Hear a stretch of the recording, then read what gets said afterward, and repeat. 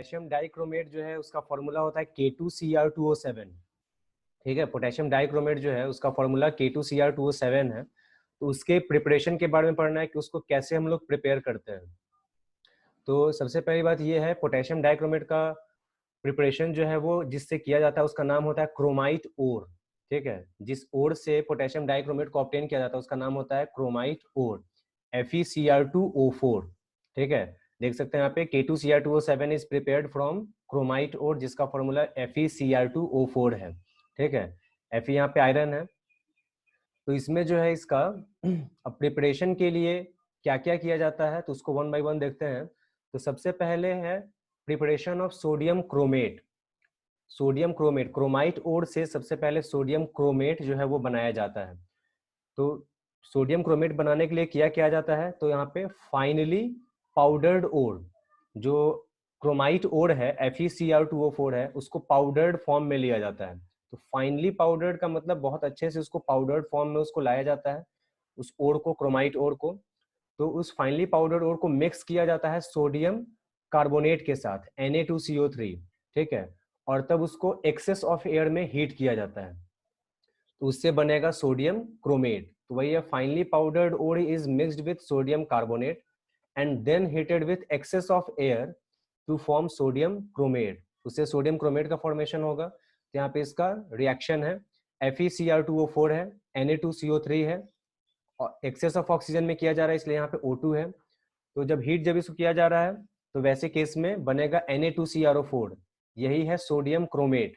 ठीक है, इसको अगर हम आयनिक फॉर्म में अगर ये टूटता है तो 2Na प्लस और CrO4 2 माइनस होगा, तो क्रोमेट आयन का फॉर्मूला होगा CrO4 2 माइनस। ठीक है, तो ये बना सोडियम क्रोमेट बना।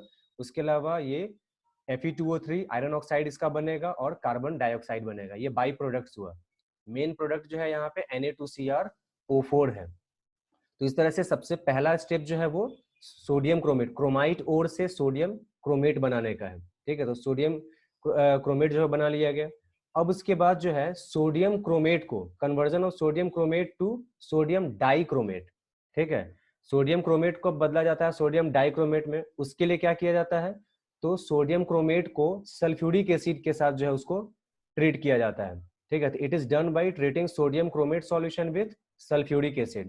तो सोडियम क्रोमेट को सोडियम ये सल्फ्यूरिक एसिड के साथ जब रिएक्शन जब करेंगे, ट्रीट करेंगे, तो बनेगा सोडियम डाइक्रोमेट। ठीक है, सोडियम, और उसके अलावा सोडियम सल्फेट बनेगा और ये वाटर बनेगा H2O। तो ये चीज है, तो सोडियम डाइक्रोमेट यहाँ पे बन गया। तो Na2CrO4 से Na2Cr2O7 बन गया। ये डाइक्रोमेट का फॉर्मूला होगा Cr2O7 2 माइनस। क्रोमेट आयन का फॉर्मूला CrO4 2 माइनस होता है और डाइक्रोमेट का Cr2O7 2 माइनस। ठीक है, ये डाइक्रोमेट का होता है। तो यहाँ से सोडियम क्रोमेट को फिर सोडियम डाइक्रोमेट में फिर चेंज कर लिए। और फिर इसके बाद जो है इसमें ध्यान देंगे, इसमें अब सोडियम डाइक्रोमेट जो है, इसके बाद नेक्स्ट स्टेप जो है वो सोडियम डाइक्रोमेट को फिर पोटेशियम डाइक्रोमेट में चेंज किया जाता है। तो उसके लिए क्या करेंगे, तो सोडियम डाइक्रोमेट को रिएक्शन किया जाता है पोटेशियम क्लोराइड के साथ। ठीक है, तो सोडियम डाइक्रोमेट को रिएक्शन करेंगे पोटेशियम क्लोराइड के साथ, तो पोटेशियम यहाँ पे सोडियम को डिस्प्लेस करेगा, यहाँ से हटाएगा, सोडियम के जगह पे आ जाएगा पोटेशियम, तो बनेगा K2Cr2O7 और NaCl, ये बन जाएगा। तो वही है hot concentrated solution of sodium dichromate. जो hot concentrated solution sodium dichromate का इसके पहले वाले स्टेप में बना था, उसको ट्रीट किया गया है calculated amount of potassium chloride के साथ, तो बन जाएगा सोडियम वो ये पोटेशियम डाइक्रोमेट। तो इस तरह से 3 स्टेप में रिएक्शन होगा। सबसे पहले तो ये है कि पोटेशियम डाइक्रोमेट को बनाने के लिए यूज किया जाता है पोटेश ये क्रोमाइट ओर का, FeCr2O4 का। तो उसका पाउडर्ड फॉर्म लिया जाता है, क्रोमाइट ओर का पाउडर्ड फॉर्म लिया जाता है। उसको क्या किया जाता है, फ्यूज किया जाता है NO2CO3 के साथ। ठीक है, ऑक्सीजन के प्रेजेंस में उसको हीट किया जाता है। तो इसमें जो है क्रोमाइट ओर है, उसको FeCr2O4 है, Na2CO3 है और O2, इसको आपस में जो रिएक्शन किया जाएगा, हीट किया जाएगा, तो बनता है Na2CrO4, पोटेश सोडियम क्रोमेट बनेगा। उस सोडियम क्रोमेट को फिर सल्फ्यूरिक एसिड के साथ रिएक्शन करेंगे तो सोडियम डाइक्रोमेट बनेगा, और सोडियम डाइक्रोमेट को फाइनली पोटेशियम क्लोराइड के साथ रिएक्शन कर देंगे तो पोटेशियम डाइक्रोमेट बन जाएगा। ठीक है, तो ये स्टेप है पोटेशियम डाइक्रोमेट बनाने का। क्वेश्चन कभी कभी डायरेक्टली पूछ सकता है कि कैसे बनाया जाता है पोटेशियम डाइक्रोमेट, उसका पूरा प्रोसेस जो है लिखने के लिए, जैसे हम लोग सल्फ्यूरिक एसिड का कॉन्टैक्ट प्रोसेस पढ़े थे। अब ये चीजें इसके प्रॉपर्टीज के बारे में, पोटेशियम डाइक्रोमेट का प्रॉपर्टीज क्या है, तो it is an orange red crystalline compound, orange red colour का ये होता है पोटेशियम डाइक्रोमेट, ठीक है। उसके अलावा जो है ये moderately soluble in cold water, cold water में ये मॉडरेट सॉल्युबल होता है, बहुत ज्यादा भी नहीं और बहुत कम भी सॉल्युबल नहीं होता है, और हॉट वाटर में हाईली सॉल्युबल होता है। उसके अलावा ये भी हम जानते हैं, जो कि हम लोग पहले भी पढ़े हुए हैं क्लास 10th में, कि पोटेशियम डाइक्रोमेट जो होता है कि स्ट्रॉन्ग ऑक्सीडाइजिंग एजेंट होता है, ठीक है। उससे रिलेटेड यहाँ पे बहुत सारा रिएक्शंस देखना है, तो उसको देखेंगे। अब इसके बाद है action of heat. Action of heat है, तो पोटेशियम डाइक्रोमेट को जब हम हीट करते हैं ये तो डिकम्पोज करता है, टूट जाएगा। तो K2Cr2O7 है पोटेशियम डाइक्रोमेट, इसको हीट करेंगे तो बनेगा पोटेशियम क्रोमेट बनेगा, K2CrO4, ठीक है। और Cr2O3, ठीक है, ये बना क्रोमिक ऑक्साइड, और O2 बना। तो पोटेशियम डाइक्रोमेट को हीट करने पर क्या बनेगा, तो ये पोटेशियम क्रोमेट बन जाएगा, क्रोमिक ऑक्साइड बन जाएगा, और ऑक्सीजन बन जाएगा।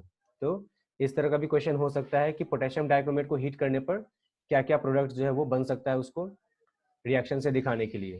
तो यहाँ पे ये है पोटेशियम डाइक्रोमेट K2Cr2O7, ठीक है, और ये है पोटेशियम क्रोमेट। तो क्रोमेट और डाइक्रोमेट में फर्क है, ठीक है। क्रोमेट हुआ CrO4 2- आयन, और डाइक्रोमेट हुआ Cr2O7 2-। अब फिर इसके बाद आ जाते हैं एक्शन ऑफ अल्कलीज। अल्कली मतलब बेस। तो अल्कलाइन मीडियम में डाइक्रोमेट आयन जो होता है वो कन्वर्ट हो जाता है इसमें, क्रोमेट में चेंज हो जाता है, डाइक्रोमेट चेंज हो जाएगा क्रोमेट में, ठीक है। तो इसका Cr2O7 2-, ये आयोनिक रिएक्शन दिखाया गया है। Cr2O7 2- है, ये है डाइक्रोमेट आयन। OH- है, क्यों, चूंकि बेसिक मीडियम अल्कली की बात की जा रही है, तो एक्शन ऑफ अल्कलीज की बात की जा रही है, तो डाइक्रोमेट है, ठीक है। तो वो जब उसको बेसिक मीडियम में, अल्कलाइन मीडियम में जब डालेंगे तो वो चेंज हो जाता है किसमें, क्रोमेट में चेंज हो जाता है और वाटर बनाएगा। तो यहाँ पे ये पूरे रिएक्शन का जो है सिस्टम का कलर जो होगा वो ऑरेंज रेड, पहले डाइक्रोमेट था तो वो ऑरेंज रेड कलर का था, अब जब क्रोमेट में चेंज हो जाएगा तो वो येलो कलर का हो जाएगा। तो ये चेंज होता है, कलर का चेंज होगा। तो इस तरह से पोटेशियम डाइक्रोमेट को जब हम बेसिक मीडियम में, अल्कलाइन मीडियम में जब हम डालेंगे तो वो पोटेशियम डाइक्रोमेट जो होता है वो क्रोमेट में बदल जाएगा, ऑरेंज रेड कलर से येलो कलर कंपाउंड में बदल जाएगा। तो ये इसका आयोनिक रिएक्शन है। और इसके नीचे जो है इसका प्रॉपर रिएक्शन हुआ, दोनों में से कोई भी रिएक्शन लिखा जा सकता है। अगर पूछता है कि पोटेशियम डाइक्रोमेट पर अल्कलाइन मीडियम का क्या इफेक्ट होता है, क्या एक्शन होता है, यानी पोटेशियम डाइक्रोमेट को जब अल्कलाइन मीडियम में जब डालेंगे तो क्या होगा, तो होगा तो यही कि ऑरेंज रेड कलर से वो येलो कलर्ड क्रोमेट में बदल जाएगा, ठीक है। पोटेशियम डाइक्रोमेट से पोटेशियम क्रोमेट में बदल जाएगा, डाइक्रोमेट आयन से क्रोमेट आयन में बदल जाएगा। तो ये लिखेंगे, और रिएक्शन अगर देना होगा तो दोनों में से कोई भी रिएक्शन दिया जाता है, ठीक है। इसके लिए ऐसा जरूरी नहीं है कि हाँ ऐसा यही दोनों में से कोई पर्टिकुलर यही रिएक्शन देना है, कोई भी रिएक्शन इसमें से हम लोग दे सकते हैं, ठीक है। तो ये बात हो गई अल्कली का एक्शन जो होता है वो डाइक्रोमेट पे क्या होता है। अब इसके बाद on acidifying the yellow coloured chromate, ये जो येलो कलर्ड क्रोमेट बना है अगर इसको एसिडिफाई कर देंगे, यानी इसको एसिडिक मीडियम में डाल देंगे तो ये वापस फिर से ऑरेंज रेड डाइक्रोमेट में बदल जाएगा, ठीक है। तो उल्टा होता है, डाइक्रोमेट को बेसिक मीडियम में, अल्कलाइन मीडियम में डालेंगे तो क्रोमेट में बदलेगा, और क्रोमेट को एसिडिक मीडियम में जब डालेंगे तो वो डाइक्रोमेट में बदल जाएगा। तो यहाँ पे प्रोसेस उल्टा चलता है, ठीक है ना। यहाँ पे ऊपर में रिएक्शन जो है उसमें क्या दिखाया गया कि ये डाइक्रोमेट है, इसको डाला जाता है जब बेसिक मीडियम में तो ये बदल गया क्रोमेट में, ऑरेंज रेड कलर से येलो कलर क्रोमेट में।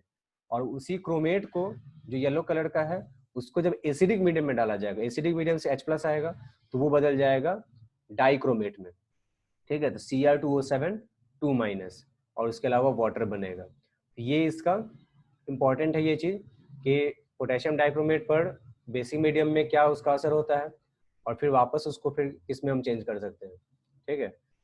अब इसके बाद आ जाता है ऑक्सीडाइजिंग एक्शन, ठीक है, बहुत इंपॉर्टेंट है इसका ऑक्सीडाइजिंग एक्शन। पोटेशियम डाइक्रोमेट जो है एक स्ट्रॉन्ग ऑक्सीडाइजिंग एजेंट है, तो स्ट्रॉन्ग ऑक्सीडाइजिंग एजेंट है, तो एक ये पोटेशियम डाइक्रोमेट जो है ये हम लोग पढ़े होंगे, याद अगर होगा तो इसमें हम लोग रिएक्शन में लिखते थे acidified potassium dichromate, strong oxidising agent होता है ये पोटेशियम डाइक्रोमेट, तो उसके साथ हम लोग लिखते थे एसिडिफाइड पोटेशियम डाइक्रोमेट, यानी ये जो पोटेशियम डाइक्रोमेट है ये एसिडिक मीडियम में एक अच्छा ऑक्सीडाइजिंग एजेंट के रूप में काम करता है। तो वही है इसका, in presence of acid dichromate ion takes up electron from the reducing agent.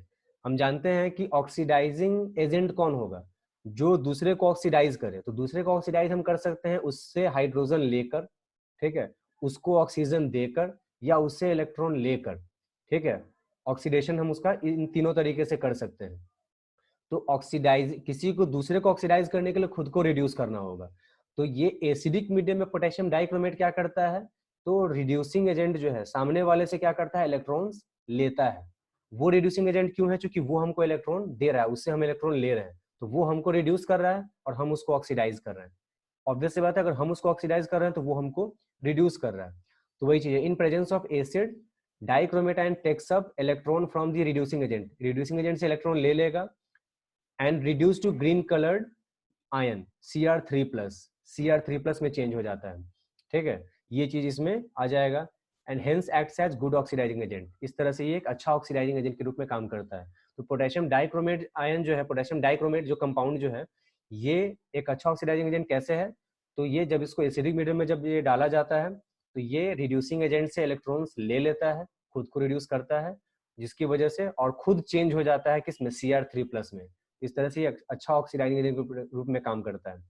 इसका ये रिएक्शन है, ये रिएक्शन एकदम याद रखना ही रखना है कि ये है ऑरेंज रेड कलर का डाइक्रोमेट आयन है। ये H+ कहाँ से आया, एसिडिक मीडियम में, चूंकि इसको एसिडिक मीडियम में, डाइक्रोमेट को एसिडिक मीडियम में रखा गया है और ये क्या किया, 6 इलेक्ट्रॉन लेता है, ठीक है, ये 6 इलेक्ट्रॉन ले लेता है और चेंज हो जाता है किसमें, Cr3+ में प्लस वाटर। तो ऑरेंज रेड कलर से ये ग्रीन कलर में चेंज हो जाता है।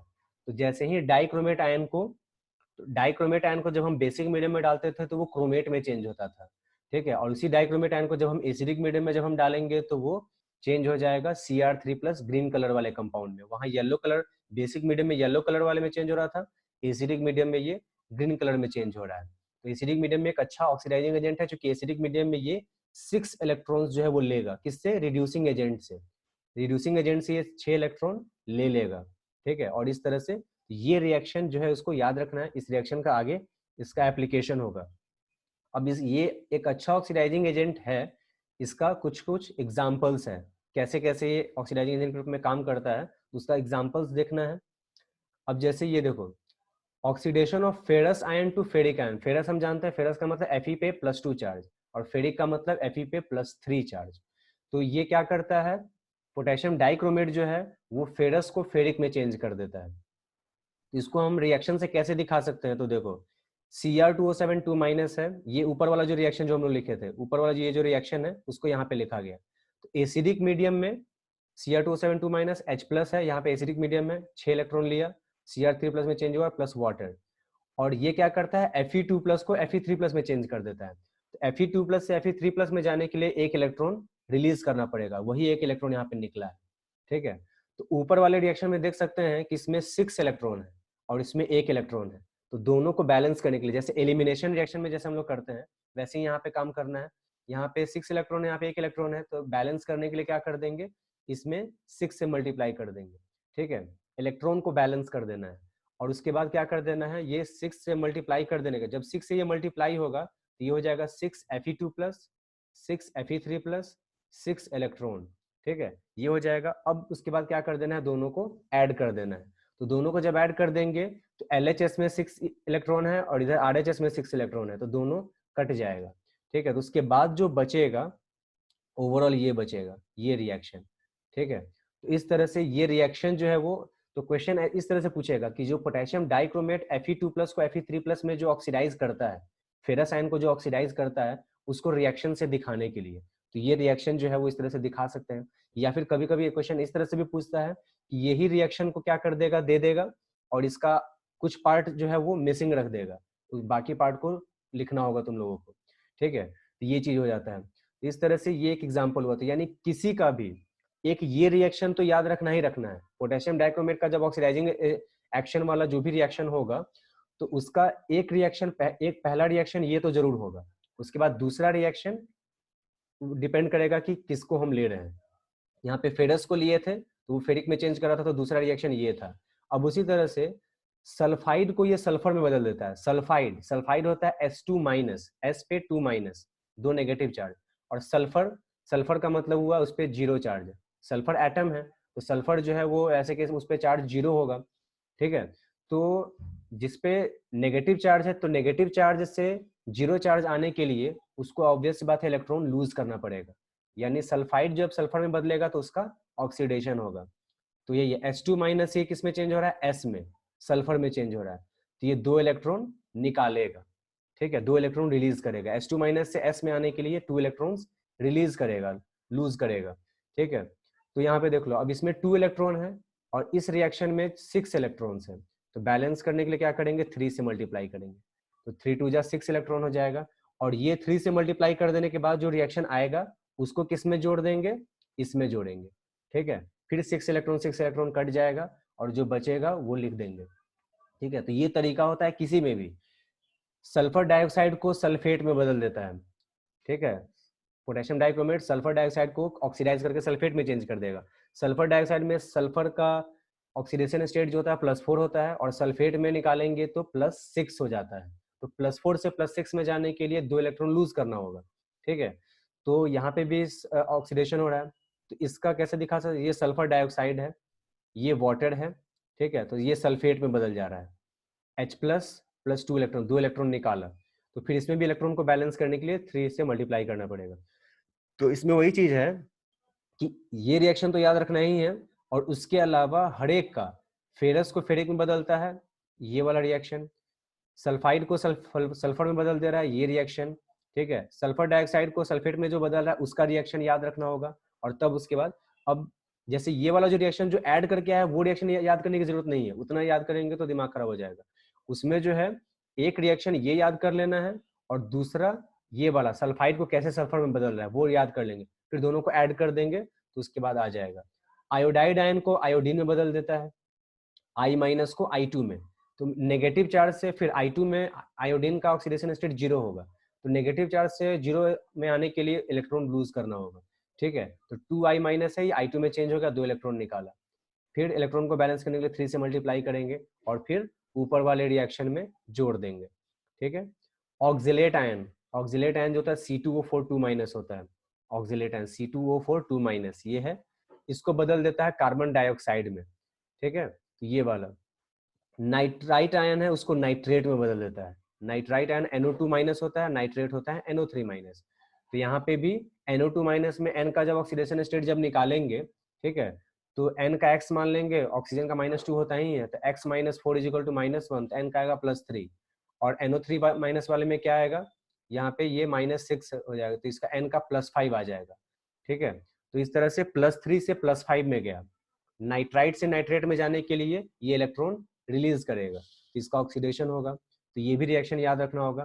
तो ये सब जो भी देख रहे हैं इसका, फेरस से फेरिक वाला, सल्फाइड से सल्फर, सल्फर डाइऑक्साइड से सल्फेट, आयोडाइड से आयोडीन, ऑक्जिलेट से कार्बन डाइऑक्साइड, नाइट्राइट से नाइट्रेट, ये वाला इन सारे का रिएक्शन याद रखना है। ऊपर वाला जो रिएक्शन जो है ये वाला, इसका याद रखना है, और फिर जब बोलेगा तो उसका दोनों को ऐड कर देंगे, ठीक है। तो इस तरह से ओवरऑल रिएक्शन लिखा जा सकता है, ये चीज आ जाता है। तो इस तरह से जो है इसका ऑक्सीडाइजिंग एक्शन का ये सब कुछ एग्जांपल्स हैं, ठीक है। तो ये इसमें आ जाएगा। अब इसके बाद जो है इसमें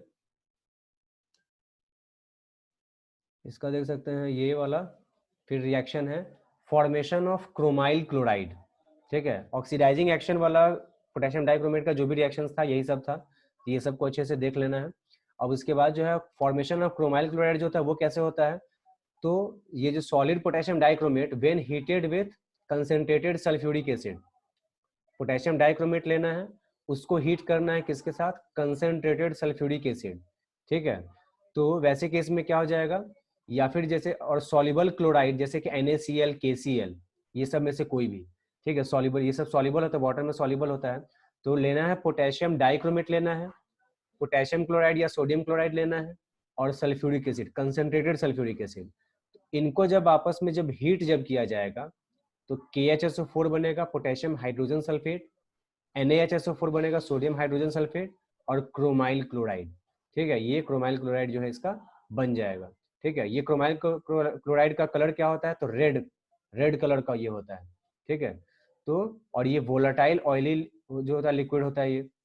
तो वही है, solid potassium dichromate when heated with concentrated sulphuric acid and a soluble chloride जैसे NaCl या KCl gives orange red. Orange red vapour जो है वो बनाएगा। ठीक है, जो कि क्रोमाइल क्लोराइड होता है, CrO2Cl2 क्रोमाइल क्लोराइड का फॉर्मूला है ये। ऑरेंज रेड कलर इसका होगा, वोलाटाइल लिक्विड होता है ये। ठीक है, तो ये रिएक्शन इसका याद करना है। फिर इसके बाद पोटेशियम डाइक्रोमेट का रिएक्शन जो है वो H2O2 हाइड्रोजन पेरोक्साइड के साथ। ठीक है, तो when H2O2 is added to an acidified solution of potassium dichromate, potassium dichromate के एसिडिफाइड सॉल्यूशन के साथ जब हम हाइड्रोजन पेरोक्साइड को ऐड करते हैं, रिएक्शन करते हैं, तो डीप ब्लू कलर का बनता है CrO5। ठीक है, ये क्रोमियम पेंटॉक्साइड है CrO5। ठीक है, तो ये K2Cr2O7 है। ठीक है, पोटेशियम डाइक्रोमेट H2SO4 एसिडिफाई किया गया और उसको हाइड्रोजन पेरोक्साइड के साथ रिएक्शन किया गया, तो ये ब्लू कलर का CrO5 ये कंपाउंड बना, पोटेशियम सल्फेट और वाटर बनेगा। ठीक है, ये सबका स्ट्रक्चर दिया हुआ है। स्ट्रक्चर भी पूछता है कि CrO5 का ये बटरफ्लाई टाइप का स्ट्रक्चर है, ये CrO5 का ये स्ट्रक्चर होता है। क्रोमेट आयन CrO4 2- का ये स्ट्रक्चर होगा, ये इसका स्ट्रक्चर देख लेना है। और ये डाइक्रोमेट आयन का ये है। ठीक है, यहाँ पे दो दो जगह क्रोमियम है, बीच में यहाँ पे एक ऑक्सीजन है, तो ये इसका स्ट्रक्चर होता है। तो इस तरह से डाइक्रोमेट का ये वाला स्ट्रक्चर हो जाएगा। ठीक है, तो इनका स्ट्रक्चर्स भी पूछा जा सकता है, तो इसको ध्यान में रखना है। अब इसके बाद जो है इसमें